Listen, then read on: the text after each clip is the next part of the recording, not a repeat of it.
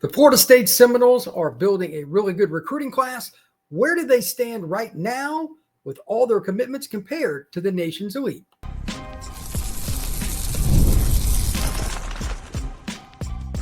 You are Locked On Seminoles, your daily podcast on the Florida State Seminoles. Part of the Locked On Podcast Network, your team every day. Welcome back into Locked On Seminoles. I am your host, Brian Smith, longtime college football writer and recruiting analyst. Thank you for making Locked On Seminoles your first listen each and every day here on the Locked On Podcast Network. Today's show is brought to you by our friends at Monarch Money. Take control of your finances with Monarch Money. Use code LOCKEDONCollege at monarchmoney.com for 50% off your first year. I wanted to give my thoughts on what's going on with Florida State. There were some commitments today Florida State missed out on. What are they going to do about that? We've got some introspection, if you will, on how, who, what, when, where, why, all those things right now. But the most important thing to know is that Florida State finally has a recruiting class that resembles something that Florida State should have. Today is the last day, for the summer months at least, for the commitment season. There'll be a few more decisions over the next few days and next week, et cetera, but they're kind of random.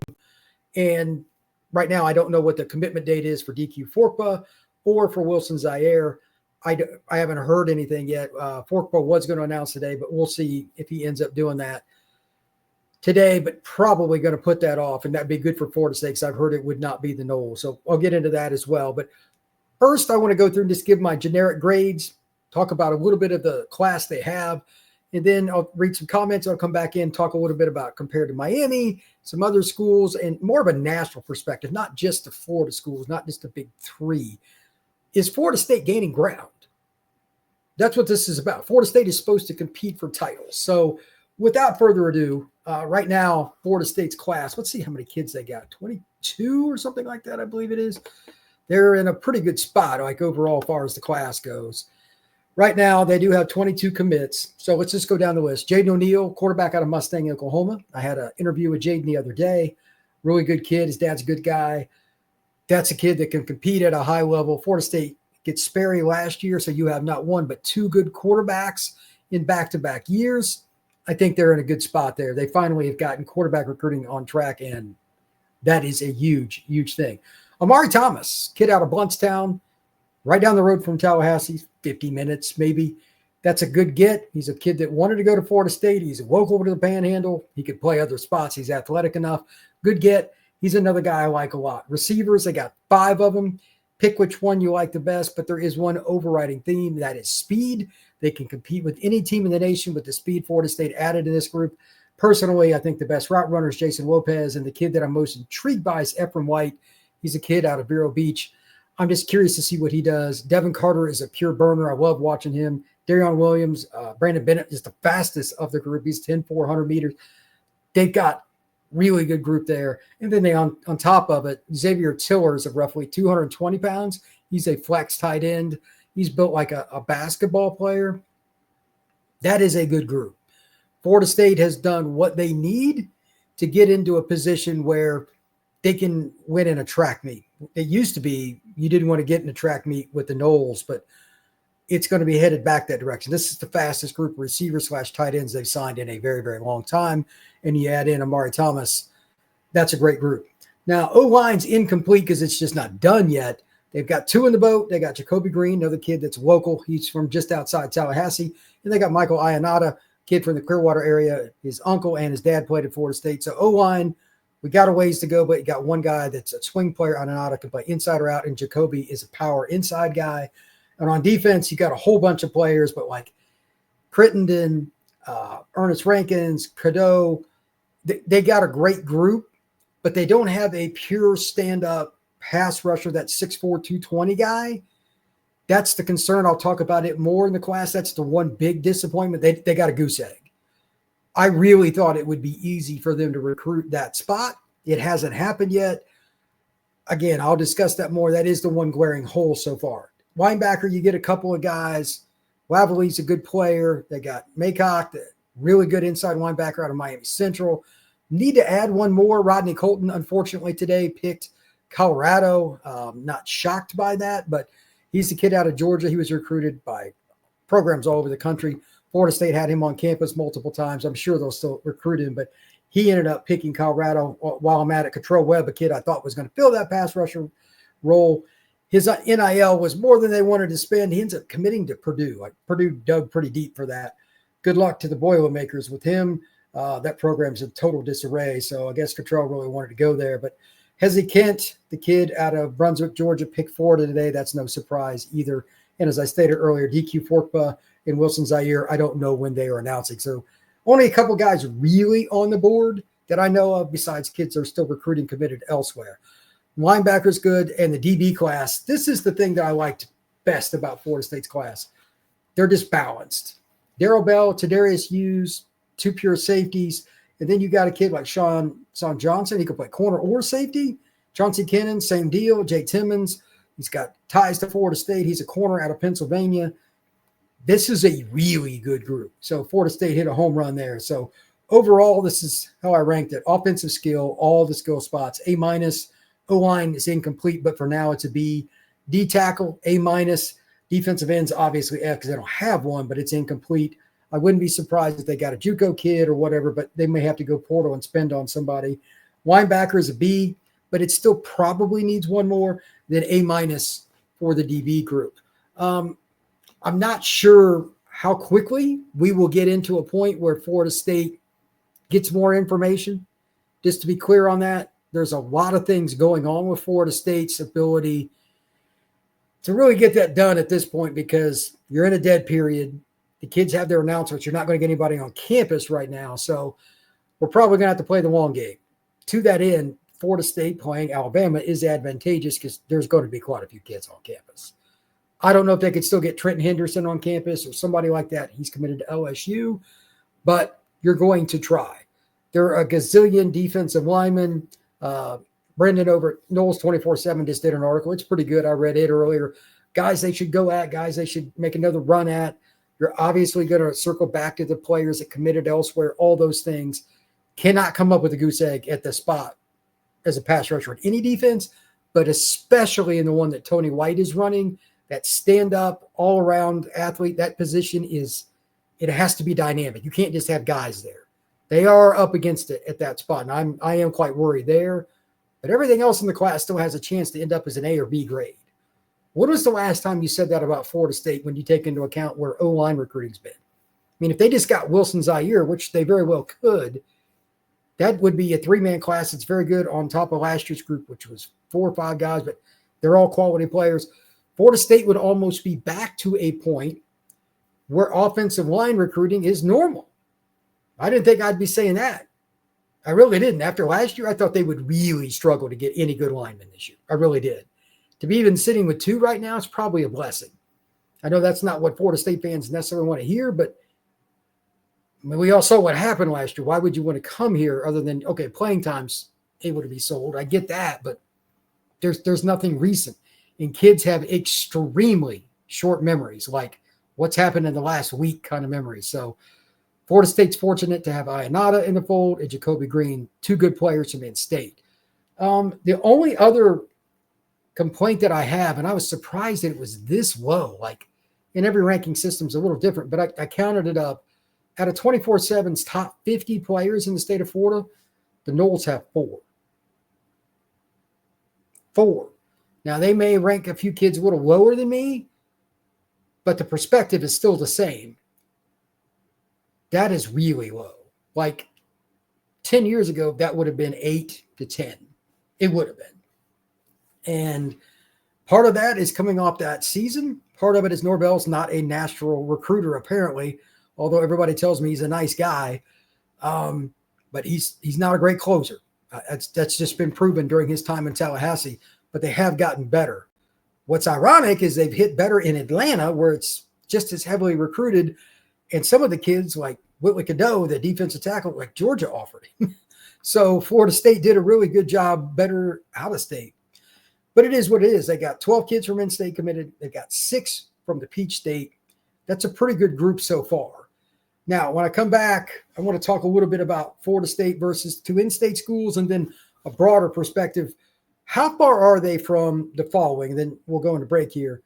how far are they from Penn State, Notre Dame, Ohio State, Texas, Georgia? That is right there, along with Clemson, at least for this year, they have a quarterback. That group is separating itself from college football's elite, in my opinion. There's a few trail like USC, Texas A&M. There's a few that are close, but that group has a different level. How quickly could Florida State close that gap? That's what we're going to talk about next here on Locked on Seminoles. Ever wish managing your money felt a little bit easier? With Monarch Money, it can. Whether you're growing your savings or planning a big purchase, Monarch puts you in the driver's seat. It's like having your own CFO, giving you full visibility and control over your finances. Monarch Money is more than a budgeting app. It's a complete financial command center. You can track all your accounts, investments, and spending in one place. So in addition to managing your money, you're also building wealth. For any one person, there's something they can probably cut back on.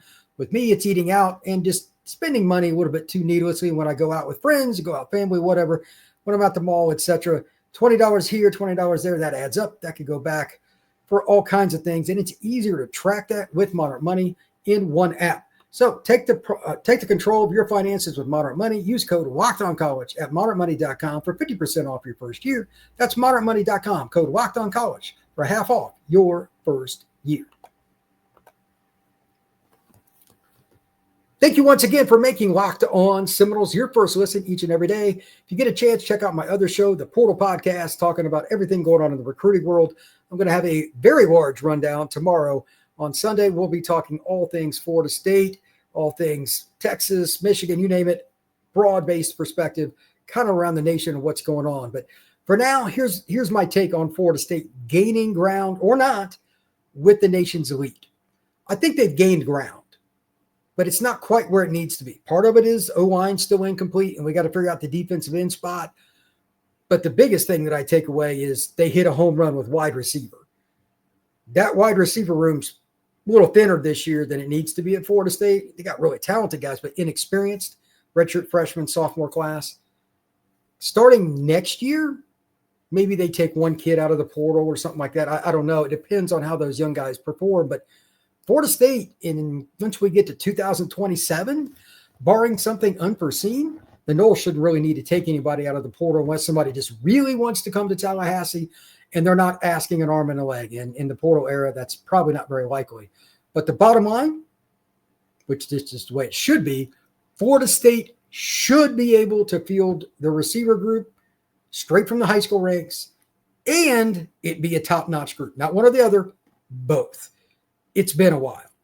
Florida State has had to use transfers across the board to help fill in recruiting misses, but really, in the state of Florida, none of the big three should ever suck at wide receiver. I mean, for the love of mankind. There are roughly, and I mean this in a literal sense, about 40 players a year on average in Florida that can play FBS. 40. Florida State should have never been in that situation to begin with. They're almost there. They just got to get through this season. Depending on how it goes with the young guys, they may not have to use any more. That's really good news. Now, let's talk a little bit about some of the comments here in the chat. I'll go through some of these. Then I'll go and give my thoughts on, like, where are they exactly against Texas, Georgia, etc. Let's see. William, this is funny. William McMillan, sad day for recruiting for Florida State. It didn't go well, but it is what it is. Let's see here. We got William. I think we need to fire the linebacker coach. They got a couple of guys committed already, but it is what it is, William. Luke says, can't be losing elite linebacker prospects to Colorado. There's truth in that, but I don't know what they offered him, and I don't know what the kid wants.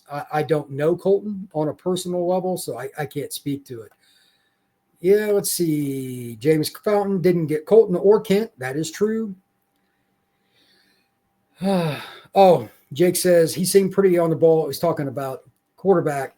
Look, there are a lot of guys that I get to interview. Jaden O'Neal is one of the brighter kids that I've interviewed this year, regardless of school, position, etc. Florida State got a great guy coming into Tallahassee. Still can't land linebackers. I see Pot Rose, Sertan, best recruiter. D-line, I think, is pretty good. They just got to get that edge guy. DBs, they're in a pretty good spot. And Coach Coop is part of that DB hall, too. He's a very good recruiter as well. Let's see. Why? No, William, we're not firing the linebackers coach over that, buddy. It's not going to happen. Pot Roast has been great. He just needs to land an elite pass rusher. That's true, but there's none left on the board. That's the problem. Will that happen? I don't know. King says they need a – okay. Everybody's hating on the linebacker coach, but it is what it is. We missed out on Rodney Colton. He's a kid out of Georgia that Florida State's recruited forever, but hey, other schools offer scholarships too.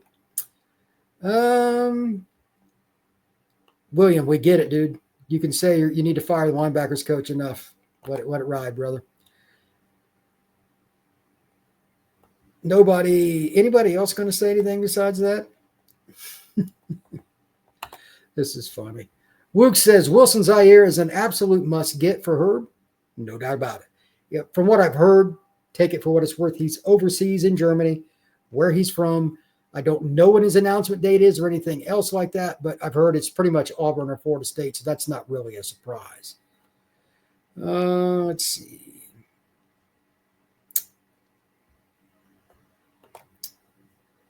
Better coaching staff, says Noel Nation. Well, it is a better coaching staff when it comes to recruiting. They're way ahead of where they were last year at this point. That is for sure. There really needs to be some sort of salary structure for incoming freshmen. It's insane thinking about a $4 million deal and your unproven high school commodity. Everybody gets what they get, man. This is a capitalistic society. Let's see. Can we move a safety to linebacker? Well, that's possible, but the linebackers, in today's world, some of them are smaller, but none of the kids they got in this group are particularly big safeties. I highly doubt that from this group. So with that, I'm going to jump back into the chat here in just a little bit. But for right now, this is what I want to talk about. Florida State compared to the elite programs. Did they make up any ground? It is a little bit. But the biggest difference right now between Florida State and, say, pick any one of them, pick Texas. They're the team I'm picking to win it this year, but that's kind of a crapshoot. There are a lot of new quarterbacks. The difference is in the trenches and then just having difference makers every single year at receiver. Like Florida State's wide receiver class this year is tremendous, but the three-man haul that Texas took last year was one of the greatest three-man hauls I've ever seen, one of which was from Jacksonville. With that being said, there needs to be a few great players every year come to Florida State at receiver. They did well with that, and they got to finish out in the trenches. Got to get a pass rusher and at least one more really good offensive tackle. Those are going to be hard. So I can't give a full grade on it, but like Texas A&M even, Notre Dame's class, they can put a guy in pretty much every position. It's the most balanced class in the country. SC's got like 8 defensive linemen in it, so they're definitely doing well. They don't have an elite O-line class, but they got Pepe, maybe the best offensive tackle. If you're going to make ground up, truly have a chance to make it to the playoffs and then do something, Florida State has to hit on more of the absolute, no doubt about it, elite offensive, defensive linemen, and then just be more balanced. Again, this class isn't done. Signing day is not till December, but they've made up a little bit of ground. But to really get there, they're going to have to flip somebody in this class and or do well in the portal this offseason, just with a fewer number, but high level. And I'm curious what their money situation is after all the renovations, after the coaching salaries. They fired guys. You got to pay them whether you like it or not. You bring in new coaches. There's a lot of money exchanged here. I'm not sure where Florida State goes at the end. Or, well, let me say that again. Rush backer or whatever they call it, the jack position. In an offensive tackle, it's a waiting game with Wilson Zaire. If they miss on him, I'll be the first one to say this is not good enough on the offensive line again. Here's the irony. At one point, I remember literally counting it up on this show. They had 15 offensive linemen lined up for official visits. 15. That's insane. I was applauding. To hit this low of a number is insane too. I think a lot of people are interested in the Florida State name and brand, but I really think that 2-10 kills them. I really do. And I highly doubt anybody here is going to disagree all that much, but they've got to come out in the fall and play well as a unit. Herb Hand's group, despite, he's got a really good coaching track record. That's great. Kids want to see it now at the place you're at. There is no room for error there. Defensive line, I'm not too worried about. They inherited a lot of talent. They bring in Big James with them from Nebraska. That front wall should be good. It's going to be easier to sell a pass rusher. Way easier. Offensive line is more about cohesion and 5 guys playing as one. I'm more concerned about that if they don't get Zaire. If they got him and it's just a 3-man class, is that exactly what Notre Dame got or Penn State got, et cetera? Maybe not, but it's pretty good, and you're getting high-level guys. I like all 3 of them. That would be great. Combined with last year's class, it would be Florida State's by far best 1-2 in terms of classes consecutively at O-line in a decade. That's sad, but it's true. But that's also how you win. Then next year, guess what? The exact same thing with even more numbers. You have to throw mud at a wall until something sticks. O-linemen hit at a very low rate. That's why they carry about 15 to 16 of them on all these rosters, even with an 85-man roster. And since it's going up to 105, some schools will probably carry about 95 true scholarship players is my guess. Florida State's probably going to have closer to 20. They must keep throwing mud at the wall at O-line and get to the point where they can recruit those kids every year, win with juniors, seniors, fifth-year seniors. You can't be buying kids out of the portal and spending all your money all the time. Got to get them out of high school ranks. It's a lot cheaper. So overall, Florida State has gained ground with this class. Now guess what they got to do?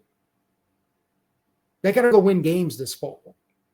Not only to hold your own class, it's flip season. Once we get to the first weekend, again, that's Bama, kids can start coming on campus again.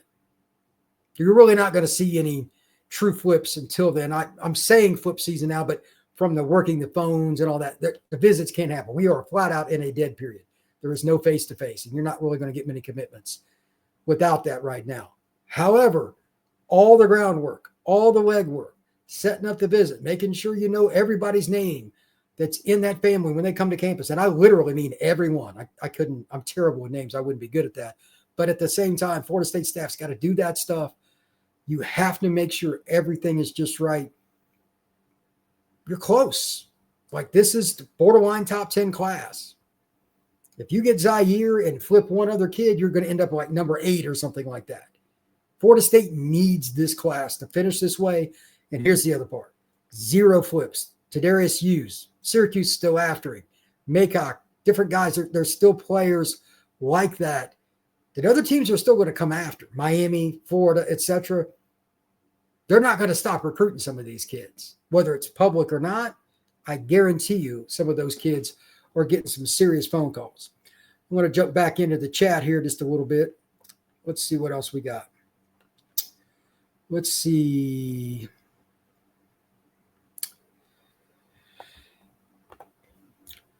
Napatal, do we have a shot at flipping a big-time O-line prospect if the season goes well? Absolutely.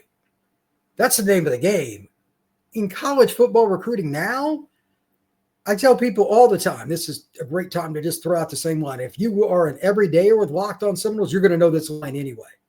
You're going to get 3, and you're going to lose 3. That's the name of the game on average every single year. You could like that, dislike that, or whatever, but that's kind of the raw averages. If you have a craptastic season, the number can go south, if you know what I mean. If you have an overachieving season, it can go the other direction. Kids are very thin-skinned. They are jump on the bandwagon. It's a society today. If Florida State comes out and goes 9-3, the chances of flipping kids is higher. It's not any more difficult than what you would think it is. But that's also why I said you got to lay the foundation now. And they have started, like they got some official visits lined up for this fall, and I'm excited about that. But you have to set the foundation up across the board, even with some kids that they probably didn't want to go after. You've got to set a wide net. You cannot get a goose egg at that pass rusher spot in particular. O-line, at least they have Ionata. He's one guy who can play tackle. They got a couple guys in the last class, including Mario Nash, who I think can be a multiple year starter at left tackle for Florida State. They need to hit with everything, though. Like, they got to assume the worst, hope for the best. So, great question. Thank you for asking. Let's see. Can we move a safety to linebacker? They just don't have one that fits that role. I like the idea, but there's nobody with the frame in this class to do that. Let's see. William, great show. Thank you. I truly appreciate that. Let's see. William, I'm just mad because I want to see my team do a good job and stop losing out on good players. Look, I don't disagree with that. But as I always say, other schools give out scholarships too. Florida State, even under the Bowden era, lost good recruits. So Texas doesn't need anybody else. They got their Messiah in Arch and Sarkisian as his minister. Well, Texas, they're not having quite as good a class as they normally do, but the kids they take, they don't waste scholarships. They don't just take some kid to take them. They do a really good job of evaluating. They got Smoke Matthews this weekend. I think he committed yesterday. That's a kid Florida State had visit. Great player. They supplement just a little bit, and then recruit like 8 to 10 kids out of the state of Texas. It's a really good plan. Let's see. Who is the most likely elite flip target if you had to say? That's a great question. Wow. It's probably an in-state kid. Probably one of the kids that's committed to like a South Carolina or an Auburn or one of the other in-state schools, but probably an in-state kid. The other possibility, somebody like Rodney Colton possibly. I mean, he just committed to Colorado today, so it's odd that I mentioned him, but I would not be surprised. They were pretty close with him. Any of those kind of things, like any of the commits at UF, Miami, these things take their own course over the season. We'll see how it goes, but how teams play on the field this fall, especially with the big three, because there's questions about Miami, there's questions about Florida and Florida State this year. Recruits are going to watch. They may not tell me in a sense of putting it in an article, but trust me, off the record conversations, I already know that everybody's looking at Florida State like what's going to happen there, media, coaches, players, recruits. So it happens to everybody. If Florida State plays well, they'll be fine. If they don't, they're going to lose some of those kids. You can't have a bad season this year by the standards, by the recruits, meaning like you need to win 8 games. Like they really need to win at least 8 games. And I know fans don't disagree with that. Let's see. Bobby Bowden would never have lost out on a recruit to Indiana. Well, they lost to Purdue, actually. The recruit, this is what was reported on Knowles 24/7. This isn't the same era. The kid wanted more NIL than Florida State wanted to give, and Purdue gave it. If that's what you're looking for, Florida State may not be the spot for you. Let's see. Noel Nation says, is Bama's quarterback any good? We all want to know that. Ty Simpson's the player in question. Some services had him a 5-star coming out of high school. I did not. It's a kid out of Tennessee, pretty good player, but I watched him in the spring game. He just hasn't gotten physically strong, like his arm strength. It's okay. And he's playing for an elite quarterback coach and an elite offense coordinator and all that. He can't make special throws, in my opinion.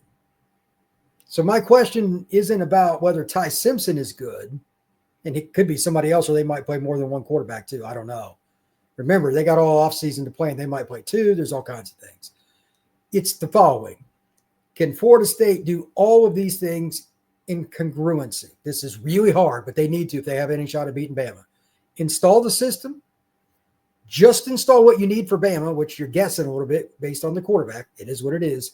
And third, do the players that you need to pick it up, not just get it, but like get it wholeheartedly from game one. That's really hard because they're going to run a lot more zone. It's a different kind of scheme.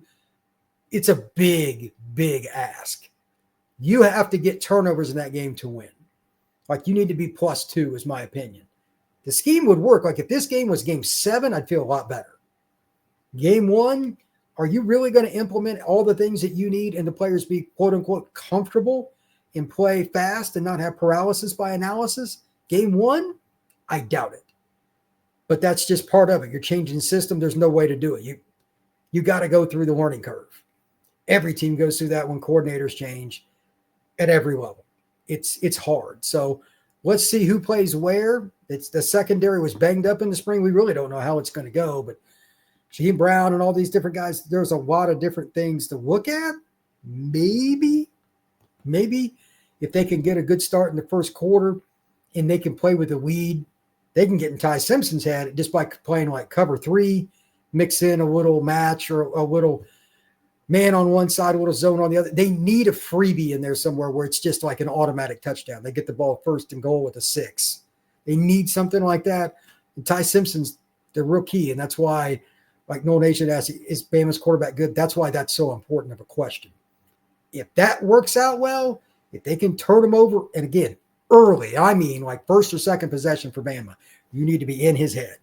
If they go down and score the first couple of drives, even if he wasn't throwing it a bunch, that's no bueno.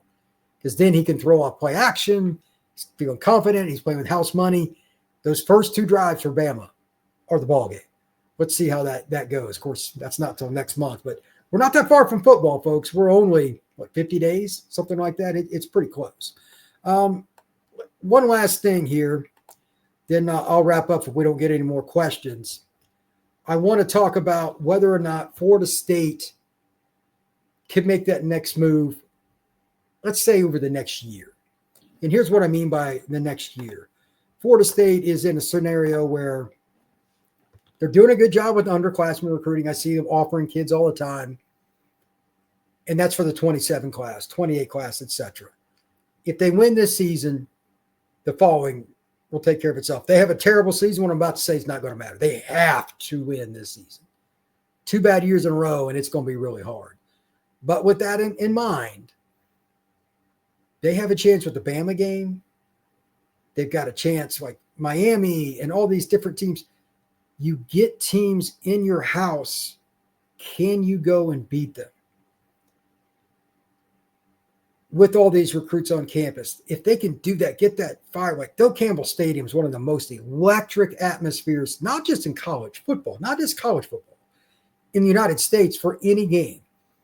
U.S. Open tennis, Super Bowl, baseball game, whatever one you want to pick. There's all kinds of great venues here in America. Doak is up there. If they could, maybe they upset Bama, or at least it goes down to the wire. One of these other games, they play really, really well, and they get national attention. You'll start seeing comments from underclassmen, and you'll hear me talking about it. It's not just the 26 class anymore. Right now is when, for the most part, most major programs, Florida State included, are going to transition, not publicly, but they have to do this because if your competitor is, you're behind if you don't do it as well.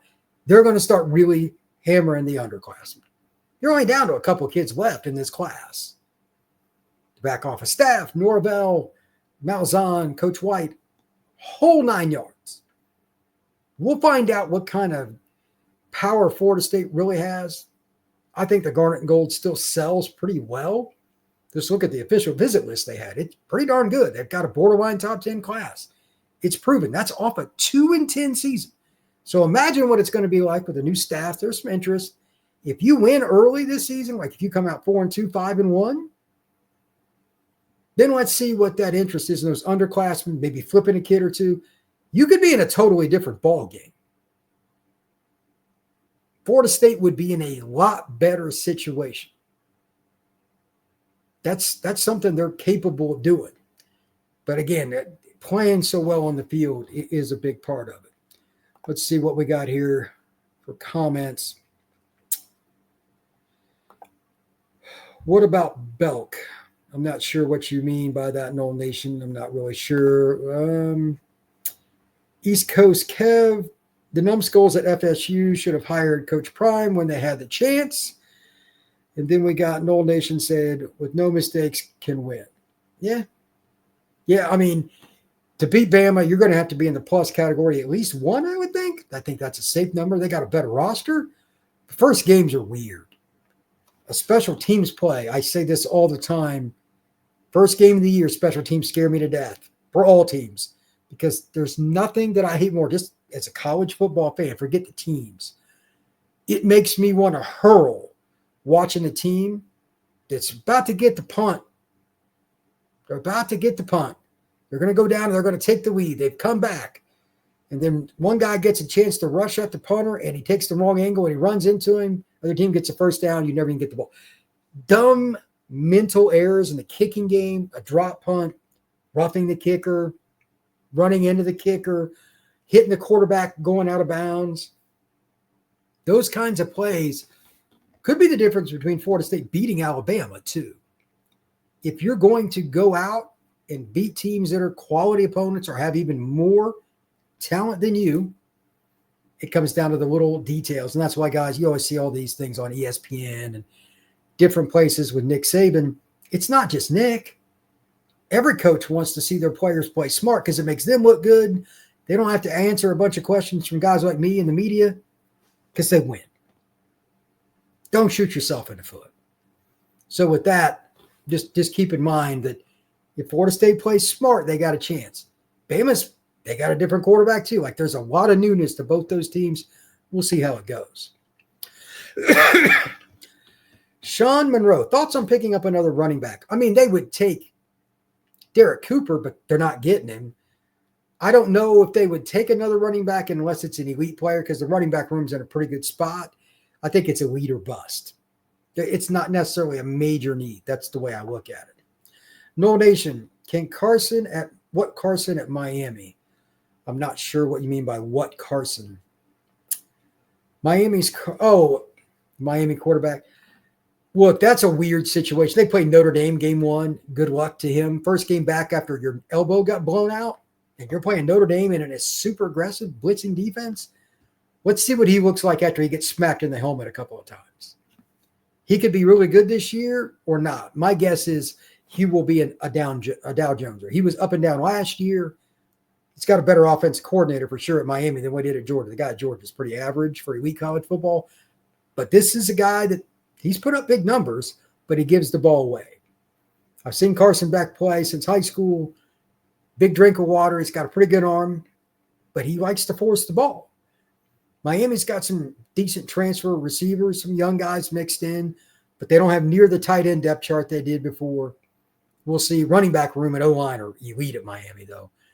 You got to stop the run against Miami because if he's throwing into 3rd and 4 and less, Beck will be pretty efficient. Let's see. No worries, my man. No worries. Let's see one more. Yeah, Cam gave the ball away. Yeah, last year they did quite a bit. There's no doubt about that.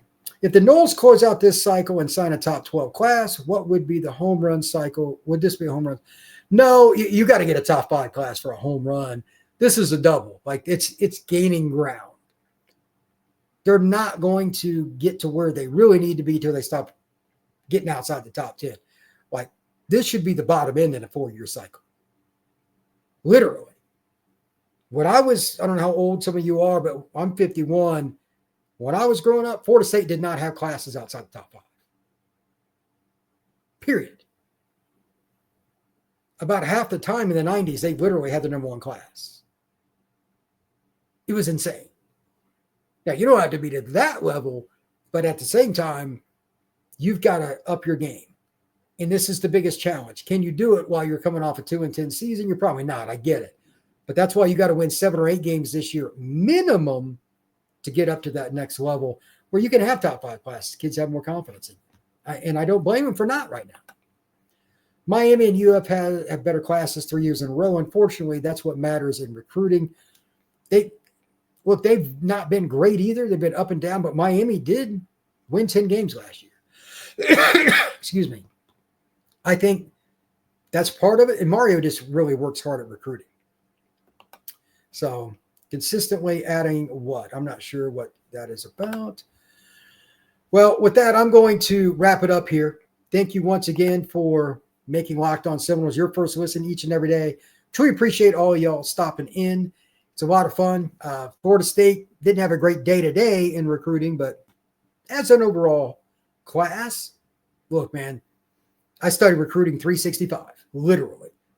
This is the best class at Florida State in the better part of a decade, and it's the first building block to get the Noles to a point where they can start competing at an elite level, just raw talent.